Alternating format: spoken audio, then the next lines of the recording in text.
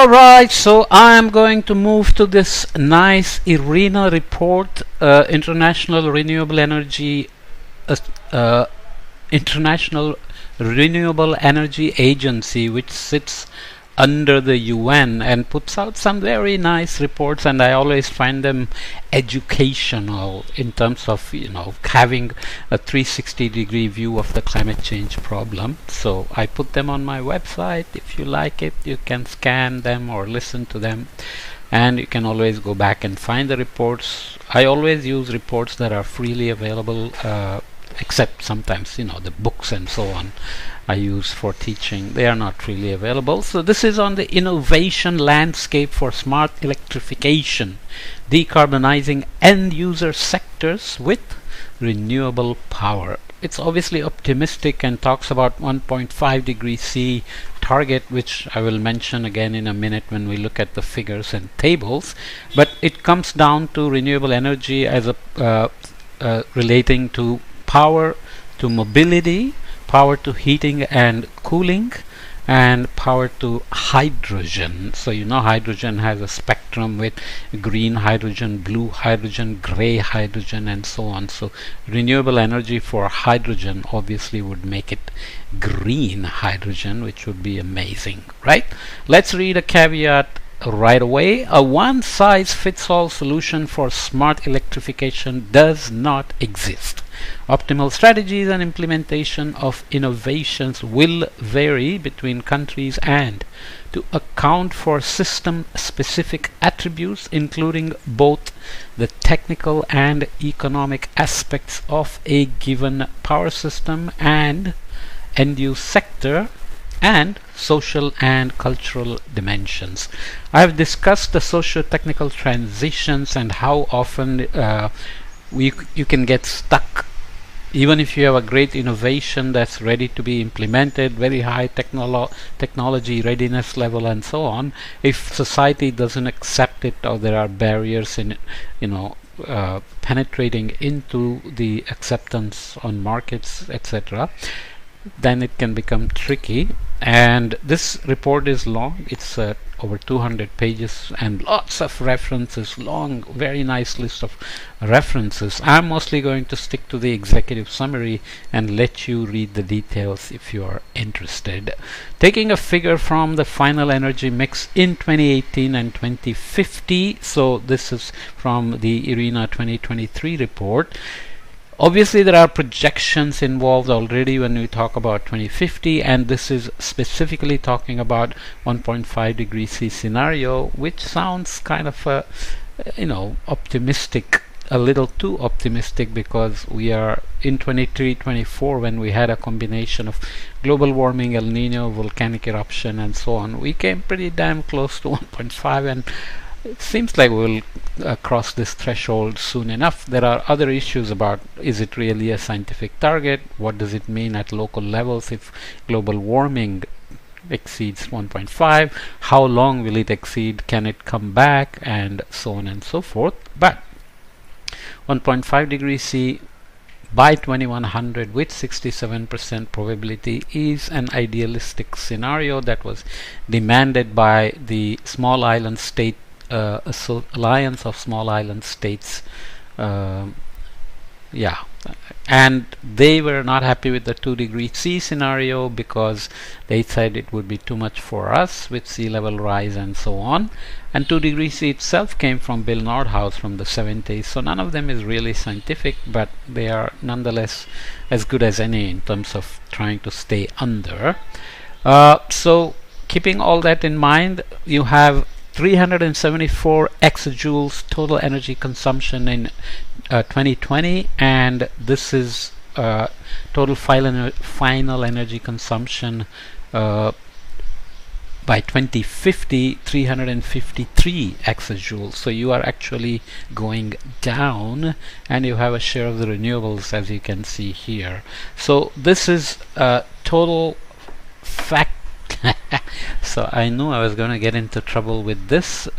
Remembering acronyms is very difficult because I do many of these on a given day, and some of them I remember very easily, and many of them unless they are in my everyday vocabulary, I tend to forget. But I kept the iPad open and I kept the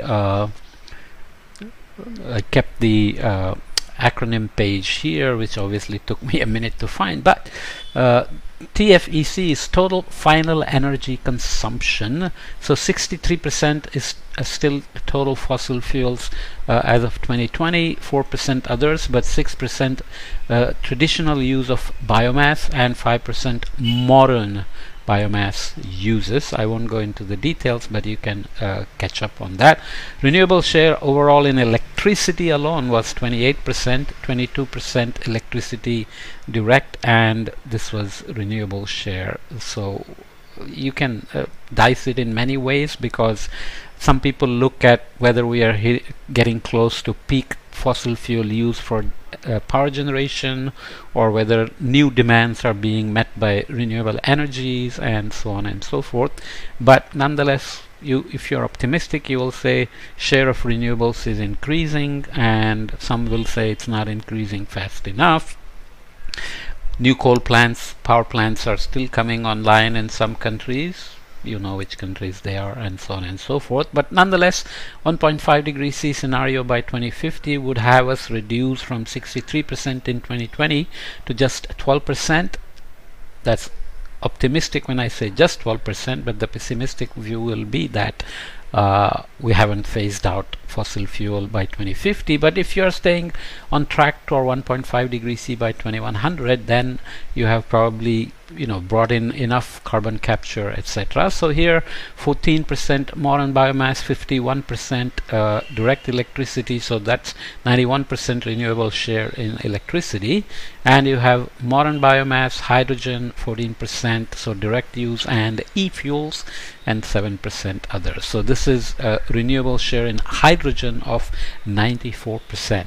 Many of these are still not technology ready, and hydrogen is still a long way to go in terms of feasibilities, in addition to technology readiness and so on and so forth.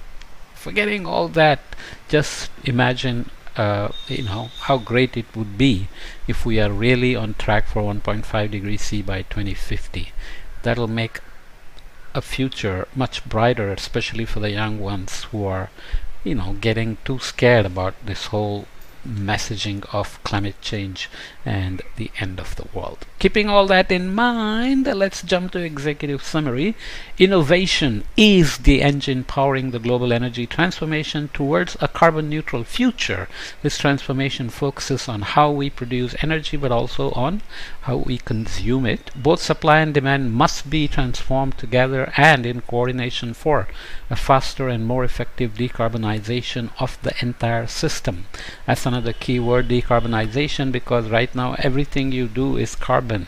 What you eat, what you wear, what you use for making podcasts, social media, clouds, EVs, but auto driving, autonomous drivers, etc. They are all flying, they are moving clouds, a lot of data, a lot of energy, and so on. On the supply side, wind and solar technologies have experienced rapid growth in recent years, making available large amounts of clean electricity in power systems. However, the demand side has not evolved in parallel, and until recently, society has consumed energy following traditional fossil fuel based approaches. Today, the transport and heating sectors will still largely rely on fossil fuels.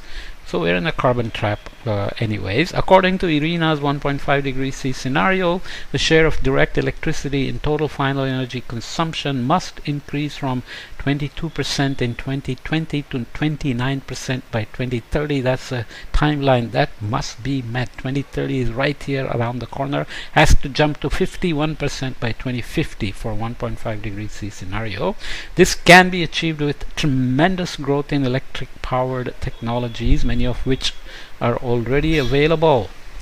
They include electric vehicles and heat pumps, which can provide heat for buildings and many industrial processes. In addition, end-use sectors that are difficult to electrify directly can be decarbonized using green hydrogen produced by electricity generated from renewable energy, also known as indirect electrification. So you're using renewable energy to produce hydrogen, using hydrogen to run on renewable energy, so it's not direct electrification, it's indirect electrification, which is what we mean by indirect direct here. So direct use and indirect use. Okay. um, Oops. Yeah, here I am. Let's read one more paragraph. With direct and indirect electrification, global electricity demand would triple by 2050 compared with 2020 under IRENA's 1.5 degree scenario. This brings challenges to the power systems and increases the importance of energy efficiency measures. However, given the enormous benefits of electrification for decarbonizing end users and sectors, governments around the world should not see smart electrification as a threat, but rather as a major opportunity to accelerate economic growth, improve energy security, reduce the growing impacts of climate change, and achieve other important sustainability goals. Yet, electrifying the consumption of energy is a complex task that goes beyond the adoption of technology solutions and requires the involvement of all stakeholders across the energy value chain, from the power sector to end-use sectors. This comprehensive approach is known as smart electrification. Is it just a buzzword? Well, there are many details here in terms of just access to renewable energy for many countries, let's say, who are struggling now. Available technologies, technology transfer, IP rights, all kinds of geopolitical issues. Who can buy oil from where, who can get gas from where, who can phase out coal by relying on international aid or international financial assistance, and so on and so forth. Leaving all that aside, we'll just go on with this report and come back and continue. I should have 2 or 3 podcasts on this, but that's okay. We'll try to keep it short enough and try to package them appropriately. Okay, see you in the next podcast.